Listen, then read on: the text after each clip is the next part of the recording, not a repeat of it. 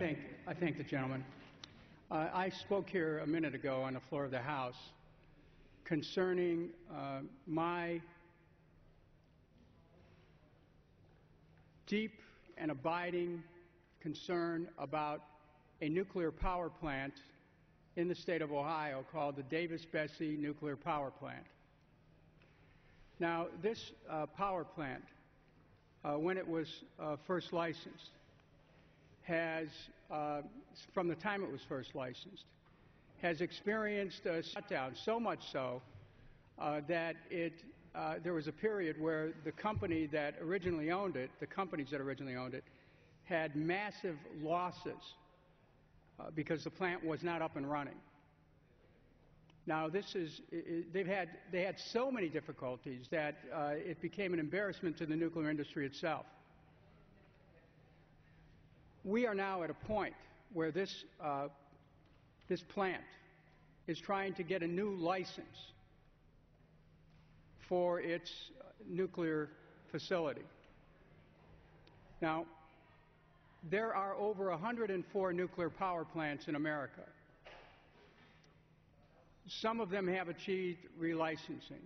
Others are in the process of applying. One of the things that we have to be concerned about, because we are talking about nuclear power plants, is the structural stability of the plant, which includes the shield building and the reactor, that the structural stability of these plants is going to be assured. In the case of FirstEnergy, they have a shield building, which there have been questions raised about its structural stability. Unfortunately, FirstEnergy went out of its way to tell one story to the Nuclear Regulatory Commission and another story to the public. They told the public that the cracks that were seen in the shield building were not really substantive. But they told the Nuclear Regulatory Commission another story. And in understanding that we have a lack of candor on the part of a nuclear reactor permit holder here, we have to be very concerned about their public statements, about their private disclosures, and about the implications for relicensing. Now, these cracks in the shield building, which are in the circumference of the building,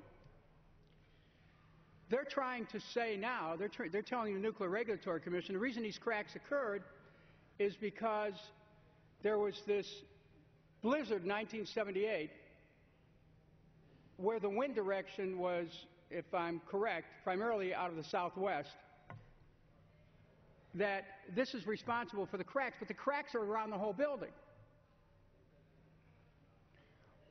They're not able to explain that.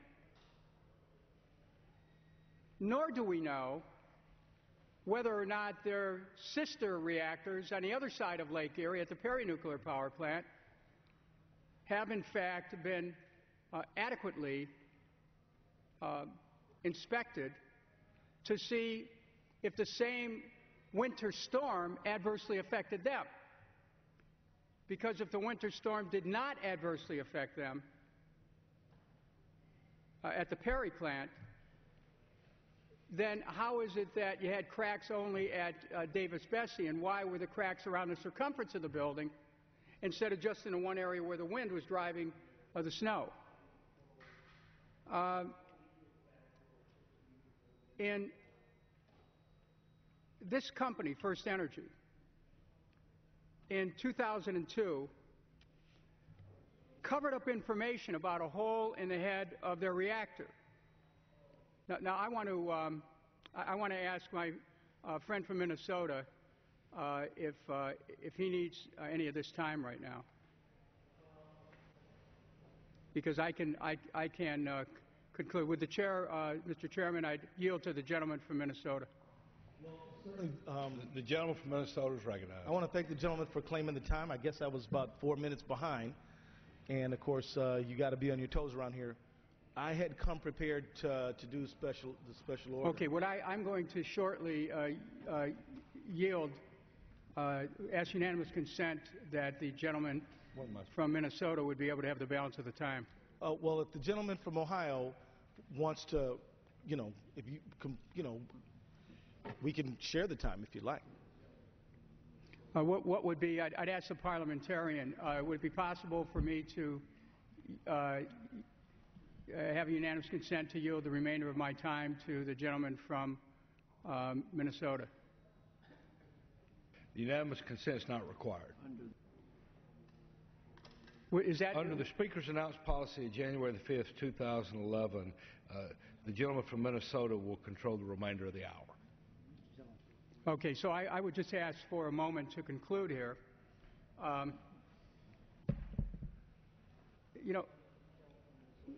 Why am I bringing this up about the Davis-Besse Nuclear Power Plant? Some people would say, well, why shouldn't you give FirstEnergy the benefit of the doubt?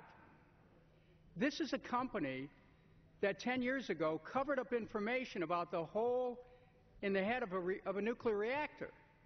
They were this close to having a breach, this close, fraction of an inch from having a breach of the reactor. They had files that were in a photo, and federal investigators weren't given access to that.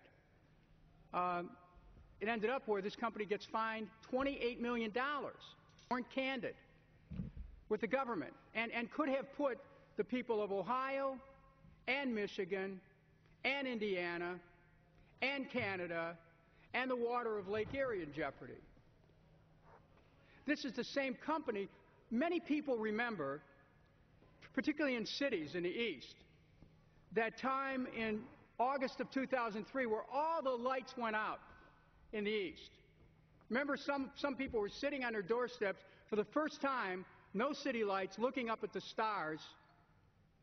But it wasn't particularly all that beautiful, because what was not beautiful is the fact that there was this massive loss of power all over America's East Coast that came about because of a series of technical glitches, the root cause of which was that this company, FirstEnergy, wasn't properly trimming trees because they didn't want to hire the people to do it. Now, this is the same company that's telling us the reason why they have cracks in a shield building is because of a blizzard 34 years ago. Hello. We have to be very careful before we let a company that operates so fast and loose with the truth be in a position to have a license to continue to operate this nuclear power plant. And in the alternative, they are going to have to make massive repairs.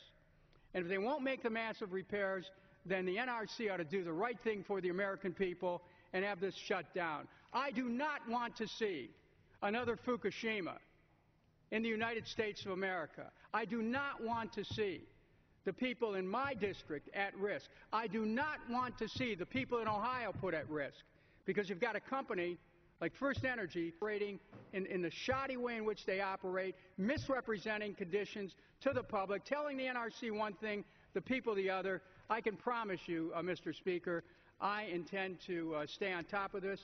I appreciate the opportunity here, and I yield the remainder of the time to the gentleman from Minnesota, the co-chair of the Progressive Caucus of the Congress, a person who has done a lot to take the message of the Progressive Caucus across this nation in a way that's been very dynamic, the Honorable Keith Ellison. And I thank the gentleman, Minnesota's recognized. And I thank the Speaker.